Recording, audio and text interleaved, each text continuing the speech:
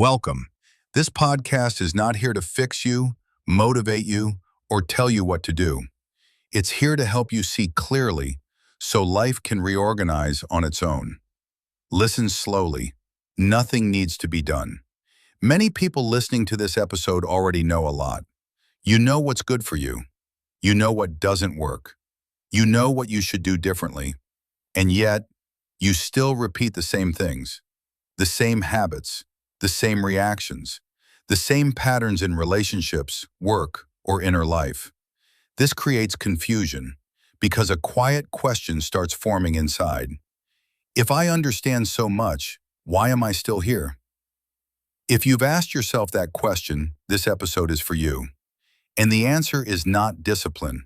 It's not motivation. It's not that you're weak. It's much simpler and much kinder.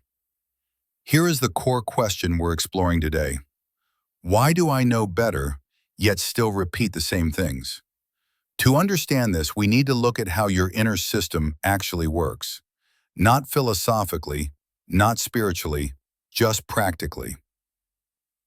Inside you, there are three main roles constantly interacting. You can think of them as the brain, the mind, the heart. Most people live as if only one of these matters. That's where the conflict begins. Let's start with the brain. The brain is a processor. It analyzes, it calculates, it predicts outcomes, it solves problems. The brain is excellent at understanding. This is the part of you that says, "This isn't healthy. I shouldn't repeat this. I know better now." The brain learns quickly. That's why insight feels easy.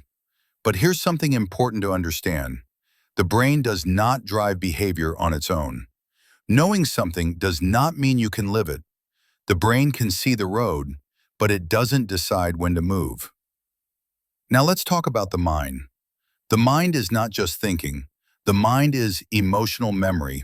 It holds past experiences, learned fears, emotional associations, protective habits. The mind remembers what felt safe and what didn't. So while the brain may say, "This is the right choice," the mind may quietly say, "This feels familiar," or "This feels dangerous." And familiarity often wins over logic, not because you're irrational, but because safety matters more than correctness. This is why people say things like, "I know what to do, but I can't do it." The brain knows, the mind hesitates. And when those two disagree, something else is needed. That something is the heart. The heart is often misunderstood. The heart is not emotion. It's not romance. It's not sentiment. The heart is a regulator. It creates coherence. When the heart is present, the brain and mind begin to work together. The heart doesn't argue. It doesn't push. It harmonizes. When brain, mind, and heart are aligned, decisions feel clear. Action feels natural. Effort reduces. Life feels less forced. You don't have to convince yourself. Movement happens organically. But when the heart is ignored, the system fragments. The brain pushes forward. The mind pulls back. And the heart has no space to regulate. This creates inner conflict. And inner conflict always shows up as outer repetition. This is the part most people miss. They think repetition means, "I didn't learn the lesson." But repetition usually means, different parts of me don't agree yet. Life is not punishing you. Life is reflecting your internal disagreement. Let's look at a very common example. You know what would be better for you. Your brain is clear, but every time you try to act on it, something inside resists. You hesitate, you procrastinate, you distract yourself, and later you feel frustrated. Not because you failed, but because you don't understand why it keeps happening. Most people respond to this by strengthening the brain. They try more thinking, more planning, more motivation, more pressure. But that only increases the imbalance, because now the brain is louder and the mind feels even more unheard. The system becomes tense, and tension blocks coherence. Here's a quiet truth. Behavior doesn't change through dominance. It changes through agreement. When the brain, mind, and heart agree, action becomes effortless. Not easy, but natural. So if you're repeating something in your life, pause and consider this gently. Which part of me is trying to lead right now? Is it the brain, trying to reason its way forward? Is it the mind, protecting old emotional ground? Or is the heart present, regulating, softening, integrating? This is not a question to answer intellectually. Just notice. The moment you notice inner roles without judgment, coherence begins, because awareness gives space, and space allows regulation. This is why awareness is more powerful than willpower. Willpower tries to force agreement. Awareness allows agreement to emerge. Many people are surprised to discover this. The heart doesn't need to be activated, it needs to be allowed.